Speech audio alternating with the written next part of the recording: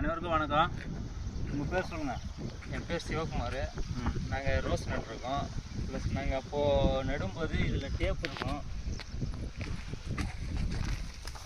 இதில் டேப் வந்து நாங்கள் ஓப்பன் பண்ணாதனால இங்கே செடி கொஞ்சம் அப்படியே இறுகிடுச்சு.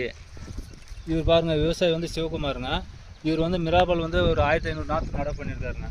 இவர் என்ன பண்ணாருனாக்கா, நடை பண்ணும்போது ரோஸ் நடை பண்ணும்போது வந்து பார்த்தீங்கன்னாக்கா இது ஒட்டு சுற்றுறதுக்கோசரம் ஒரு கவர் ஒன்றுக்கு இது பண்ணி தருவாங்க.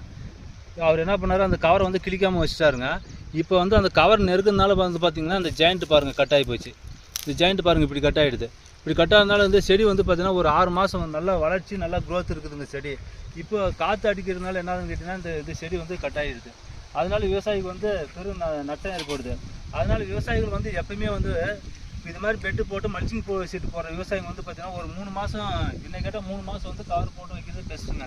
3 மாதம் பின்னாடி வந்து கவரை கிழிச்சு எடுத்துட்டு செடி வந்து அந்தாட்டையும் இந்தாட்டையும் சேர ஆடாமல் இது மாதிரி மண் அடிச்சாக்கா வந்து பெஸ்ட்டுங்க. இது மாதிரி மண் அடிச்சிட்டிங்கனாக்கா செடி வந்து அந்தாட்டம் இந்த பக்கம் ஆடாதுங்க. செடி வந்து நல்லா க்ரோத் வருங்க. அது மட்டும் இல்லாமல் செடி அந்தாட்டம் இந்தாட்டம் ஆடாமல் இருக்குனாக்கா அப்படி பெட்டு போட முடியாத விவசாயிங்க வந்து 15 அடிக்கு வந்து ஒரு கூட்டம் போட்டு 2 பக்கம் டேப் அடிச்சா செடி வந்து ஆடாதுங்க. அப்படி தான் எப்படி நீங்கள் என்ன சொல்கிறீங்க? அதுதான் பெஸ்ட்டு. இப்போது டேப் எல்லாமே நாங்கள் ஃபுல்லாகவே ஓப்பன் பண்ணிட்டு 2 பக்கம் பெட்டு போட்டு கரெக்டாக கூட்டம் போட்டு நிற்க வச்சா தான் இப்போ செடி கொஞ்சம் இம்ப்ரூவ்மெண்ட் பண்ண முடியும். அப்படிங்க. இப்போ வந்து டேப்பு கிழிக்கிற வேலையை தான் பார்த்துட்டு இருக்கிறீங்க. அது டேப் கிழிக்கிற வேலை தான். இப்போ இந்த மல்ச்சிங் சீட் எடுத்துட்டு 2 பக்கம் மண் வந்து ஐடி ஏற்ற போகிறீங்க. ஐடி ஏற்றிட்டு அதுக்கு பின்னாடி வந்து 2 பக்கம் கூட்டம் போட்டு செடி வந்து ஆடாமல் கட்ட போகிறீங்க.